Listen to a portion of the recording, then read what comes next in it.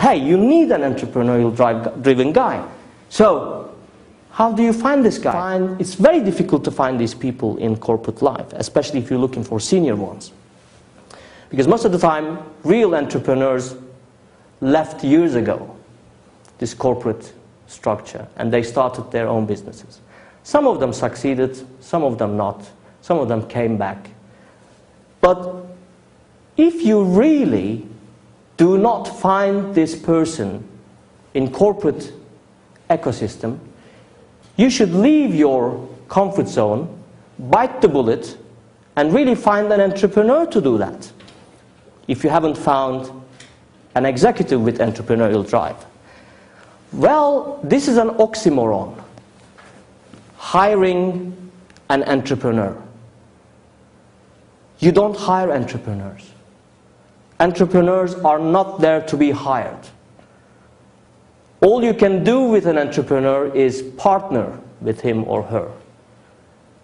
Which means you can't persuade a real entrepreneur to take your business, startup, and bring it to a certain level just for a good package or a nice company car. These guys have different priorities. They are ego-driven. They are warriors.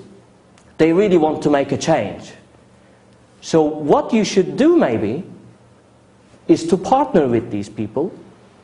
Maybe you should give them some sweat equity. You should propose them a partnership scheme. Because believe me, the equity money this guy will have made at the end of 5 years is well worth it. Because otherwise, as you will see now, the chances of succeeding with this corporate mindset is very, very low. But most of the time, the companies go and hire people seemingly doing well in corporate life. They're senior enough. They've done great things for the company. And most of the time, they're already jammed in this corporate ladder. They've been waiting for a promotion for long, and it doesn't come.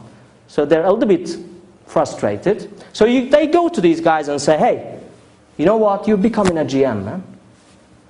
I'm sending you to this country to start up the business. But this guy is not the right leader. He's the wrong leader. But anyway, we sent the wrong leader there. Now what? People are magnets. Think about yourself. Think about with whom you love to hang out with, go out with. You will be friends with people who communicate at the same wavelength as you do. Most of the time, you will be friends with people who like the same things as you do. Same food, same hobbies, same football club, same worldview. So the leaders, when they choose people for their teams, do the same. Though they go and attract alikes. They go and attract the ones they feel comfortable with.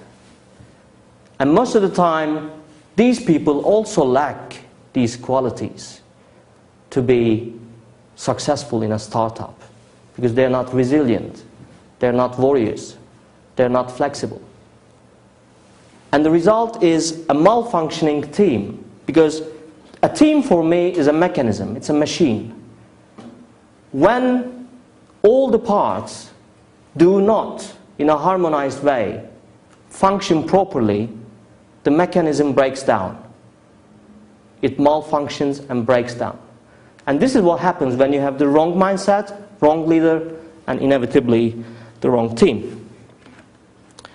And having a wrong team, what is expected? This team will miss the targets.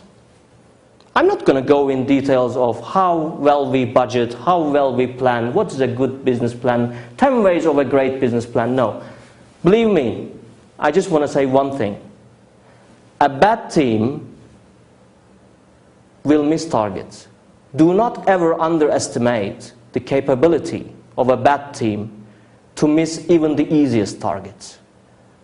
They will miss targets. That's inevitable. Because they don't have the drive. They don't have this energy. to really start up something.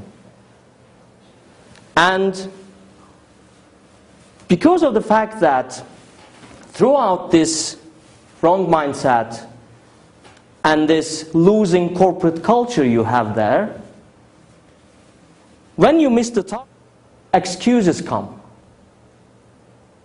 And excuses, for me,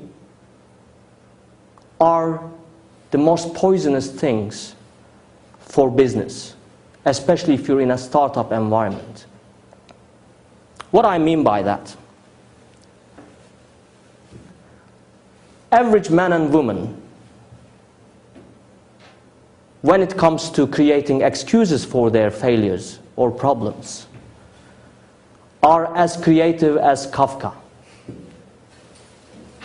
Believe me, I mean, I've gone to boarding school, I've done my military service, I've been in business for almost 16 years now, and I can tell you with 100% accuracy that people are good at creating excuses. And they don't even need LSD or absinthe to create excuses.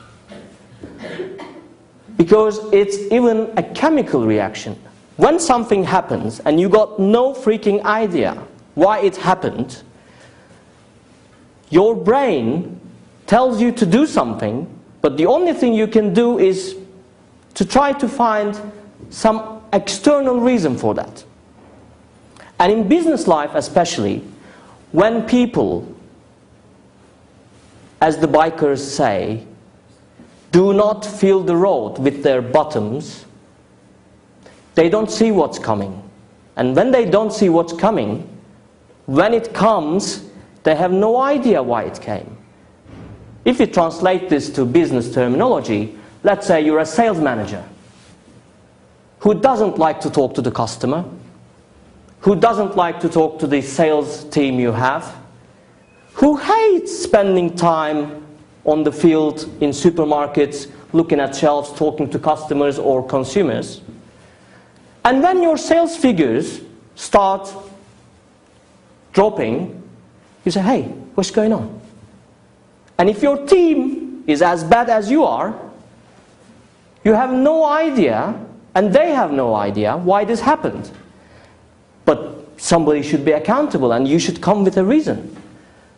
But you don't have a reason. All you have is an outrageous, stupid excuse. So, people are creative about excuses. But believe me, in business, if you're not into fortune-telling business, of course, there is no metaphysical reason for anything. Everything happens for a tangible, real reason. If you're not selling enough, this means you have a problem with your sales team, competition, price, supply chain.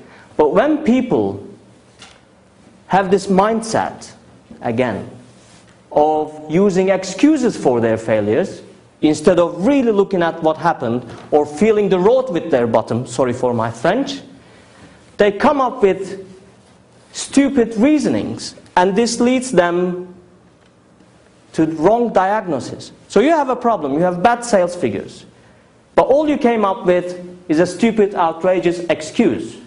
Because you don't have an idea what really happened. You were not talking to customer, you were not talking to your team, you were not spending time on the field, you were not talking about, marketing activities you should carry. You really didn't know what was going on. So now you have to make a diagnosis. But you don't have any data because you never really monitored your business. Then this will take you to wrong